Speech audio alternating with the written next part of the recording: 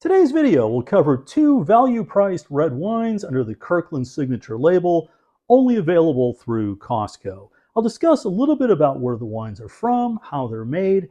I'll also taste and make an assessment of both wines.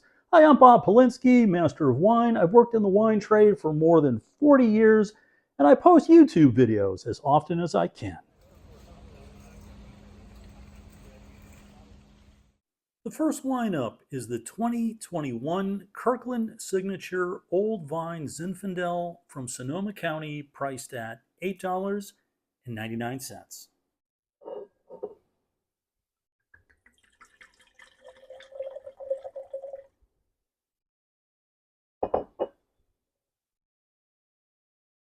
So I'm going to state this right out of the gate. I am a big fan of Zinfandel. Now, within California, it's a grape variety that's grown far and wide, and as a result, there's a wide range of styles.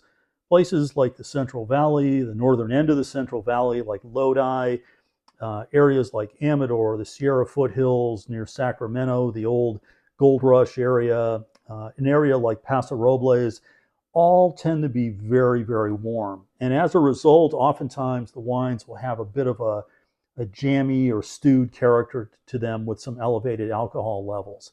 Now, further north, areas like Mendocino, brilliant Zinfandels that just don't seem to get the credit that they deserve.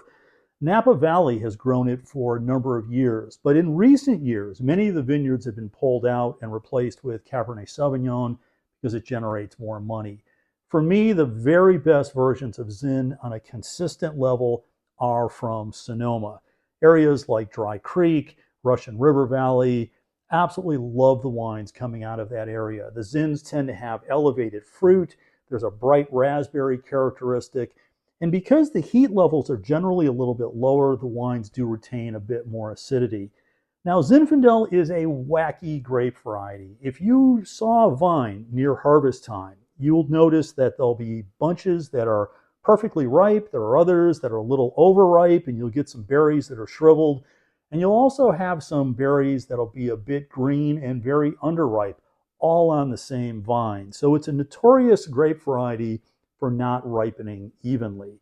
Now, with this particular bottling, this notes it has the indication of old vine. Old vine has no specific meaning. It's really a marketing term. And for me, a vine is not considered old until it's at least 30 years old, more like 40, 50, and plus. At that point, it tends to produce less fruit. And that less fruit tends to be more concentrated fruit. Now, the claim with this Kirkland wine is the average age of the vineyards are 45 years old. So if that's the case, I suppose that probably does fit the broad definition of old vine. In terms of appearance, this wine looks exactly as it should. It's medium deep at the core. There's some fade at the edge of the glass, but even at the rim, it retains a red color. And hey, it's a 2021 vintage, so it should have a youthful appearance, but it looks exactly as it should. The aroma's nice. It has that red raspberry, dark cherry characteristic to it. There's a little cracked pepper, savory spice note, which is really quite nice. There is a bit of an alcohol whiff here, and the back label shows 14.5. It does have a little bit of alcohol heat to it, but it's nothing off-putting. This really smells quite good. On the palate, this wine is really nice. It's solid, it's well made. There's some good extract, it's robust. That fruit character just carries through to the palate. Very soft, there's some good length on it. Not overly complex. I'd call the wine maybe a bit rustic in character, but it's appealing. It's really well made. It's solid from start to finish. So would I call this a fantastic bottle of Sonoma Zin? The answer would be no. It's typical of the style. It really ticks all the boxes. I don't think it's one of the more stellar examples. But for the money, for under $10, this is really a solid bottle of wine. I like it. I'd certainly have it again. I'd recommend if you're a fan of Zin and you like a bigger, more robust style red, I think you'll like this wine as well. If you've not yet subscribed to my channel, please consider doing it right now. Also hit the like button and definitely hit the notification bell. That way you'll be kept up to speed on all things happening here. All of this helps that YouTube algorithm to push my videos out to a broader audience. It's much appreciated. The second wine is the 2022 Kirkland Signature Vaqueras from the southern Rhone Valley of France, priced at $11.49.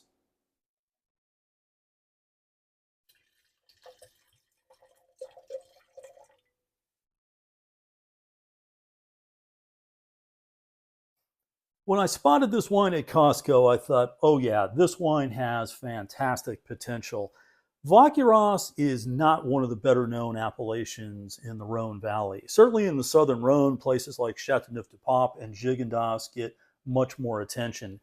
This has had its own appellation only since 1990, and in wine terms, that's a relatively short period of time. Prior to that, this fruit would have mostly gone into Côte de Rhone village.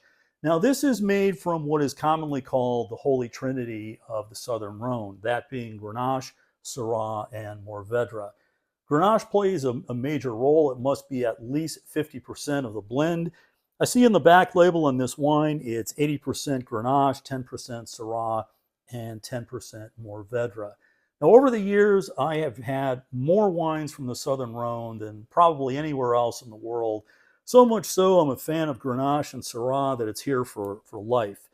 But I'm curious to try this wine because generally speaking, Vaqueras provides a fantastic value.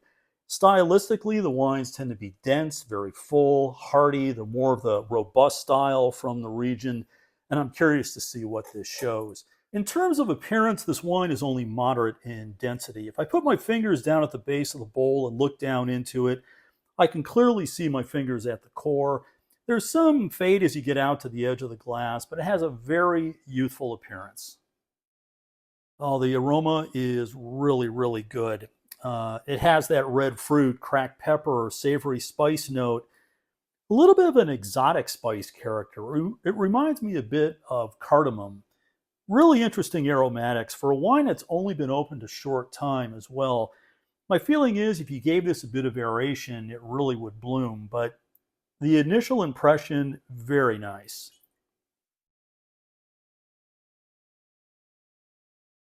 On the palate, good weight, good intensity. That fruit character follows through.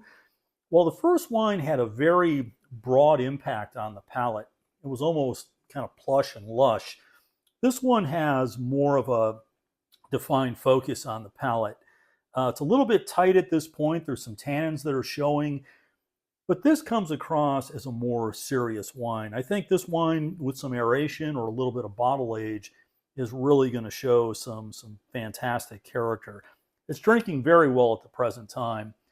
I like this wine. This is the type of wine I could drink often. It goes very well with a broad range of food. Really drinking well. Now, Vaqueras oftentimes falls into that 20 to 30 price range, and that's for a solid good domain bottling. This wine at $11 and change, this is a bargain. Now, this is not a domain bottled wine, but it's from the same source that provided Costco with the Châteauneuf-du-Pape. So if you're a fan of the Châteauneuf-du-Pape, this could be a viable option for less money. Very good wine. I don't know how long this is going to be around. My suggestion is if you're interested, get out to Costco as soon as you can. These things tend to disappear quickly. I hope today's video provided a couple of wines that are worth searching out on your next trip to Costco. For me, I'm going to be drinking some of the Vaqueras tonight. Really loving this wine, and it's developing more and more with some aeration. Really a beauty. I hope you're drinking something interesting as well. And as always, thank you very much for supporting my channel, and please stop back again before too long. Cheers.